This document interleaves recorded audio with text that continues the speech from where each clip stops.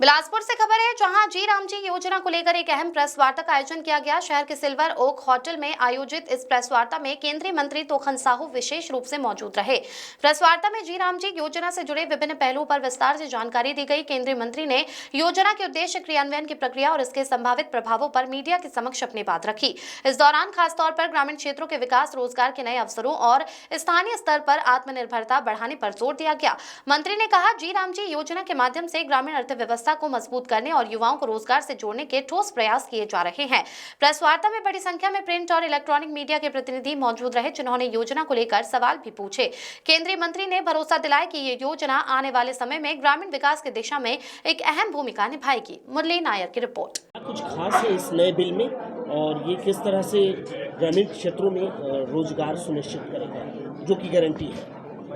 विकसित भारत जी राम जी आदरणीय प्रधानमंत्री जी ने मनरेगा की कमियों को दूर करने के लिए और देश का पसीना, देश के मजदूरों का पसीना, देश के मजदूरों का जो मेहनत है वो देश के काम में आए, इसके लिए बहुत सोच समझ के विकसित भारत जी राम जी लाया गया है। अब इस योजना के माध्यम से पंचायत को अपने गांव में जो परिसंपत्तियां निर्माण करनी होगी, यदि उसको सीसी रोड बनाना है तो सीसी रोड बनाएंगे, यदि नाली का निर्माण कराना है तो नाली बनाएंगे, यदि उनको सांस्कृतिक मंच का निर्माण कराना है तो वो कराएंगे। यानी पंचायत की हर जरूरत को पूरा करने के लिए एक विकसित भारत जी राम जी है।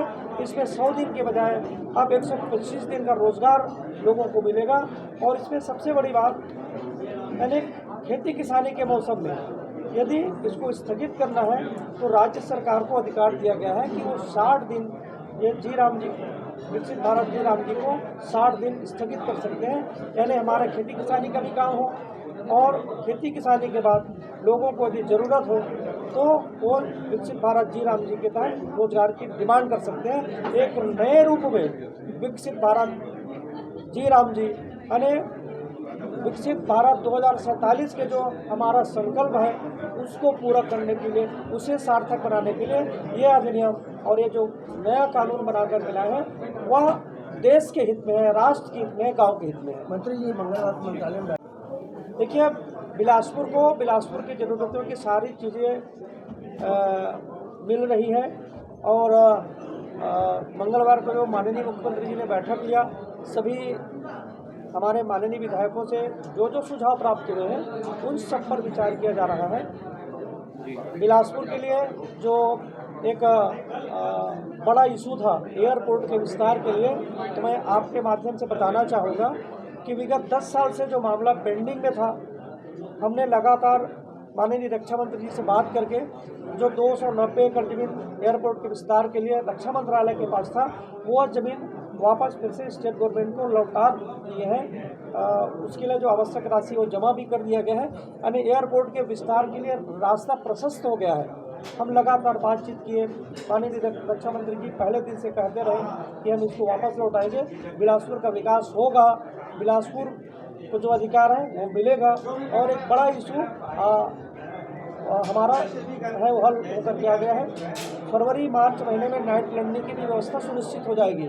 और अभी 2 दिन पहले मैं माननीय उद्यान मंत्री जी से मैं मुलाकात किया हूँ और भी बजट में सम्मिलित करके एयरपोर्ट के विस्तार के लिए बजट में प्रावधान किया जाए, इसके लिए भी मैं उनसे बातचीत किया हूँ।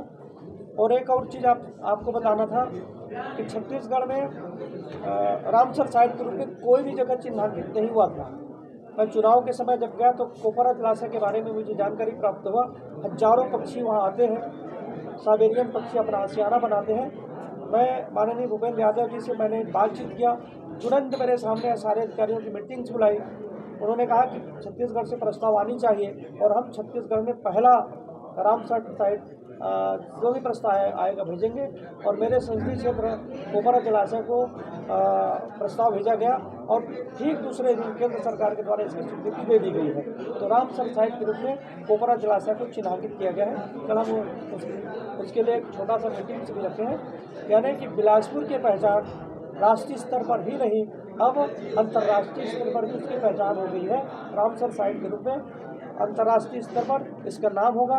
पक्षियों की संरक्षण संवर्धन जो सार्वजनिक पक्षी आते हैं, और सबसे बड़ी बात कि रामसर साइट को धरती के किडनी के रूप में जाना जाता है कि जल को नीचे ले जाने में इसकी दलदली क्षेत्र की प्रमुख भूमिका होती है, तो उसके संरक्षण संवर्धन के लिए भी काम होगा।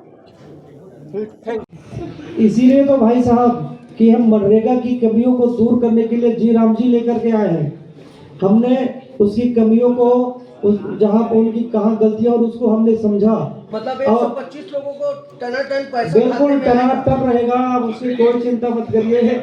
और देखिए इसमें क्या है भाई साहब, मैं तो ग्राम पंचायत से आया हूँ, ग्राम पंचायत के पंच सरपंच से आया हूँ। तो काम करवाए हो, सुनिए ना, मैं बता रहा हूँ, मैं बता रहा हूँ आपको। और सुनिए, मैं जहाँ काम कर रहा हूँ जिस पंचायत में, वहाँ अभी भी आप जा सकते हैं।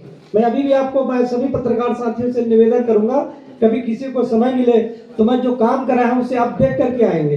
मतलब गड्ढा 2 बार नहीं हुआ, पता आप देख करके आएंगे ना, मैं आमंत्रित कर रहा हूँ, मैं लेके जाऊंगा आपको कि मैं जहाँ गड्ढा मैंने खुदवाया है, जिस जो काम कराया है, वो आज भी आपको दिखेगा। देखिए ये, लेकिन एक पंचायत से इसकी तुलना नहीं की जा सकती। देखिए ग्राम पंचायत में हम सब लोगों ने देखा है कि मनरेगा का जो काम है, विगत कई वर्षों से एक ही तालाब को बार बार गड्ढा खोदवाना। अब गड्ढा खोदने वाले के भी मन में लगता था कि ये तो मनरेगा है, वो लोग भी उतने, उनके मन में ज्यादा रुचियां नहीं होती थी। तो जहाँ 1 फीट का गड्ढा खोदना है, 10 इंच गड्ढा खोदना है, अब वो खोदते थे कितना, आप सबको बताएं। लेकिन अब उन सब सारी कमियों को दूर करके इसमें जैसे हमने 4 वर्गों में काम को बांटा है। यदि ग्राम पंचायत को जरूरत है पंचायत भवन बनवाने की तो वो बनवाएंगे, यदि उनको जरूरत है सीसी रोड तो बनवाएंगे, यदि गांव को जरूरत है नाली निर्माण हो बनवाएंगे, सांस्कृतिक मंच की जरूरत हो बनवाएंगे, यानी एक परिसंपत्तियां भी उसके लिए निर्माण करेंगे। विगत 10-20 साल से आप मुझे बता दीजिए कहीं पर मनरेगा में ऐसी कोई परिसंपत्तियां निर्मित हुई हो तो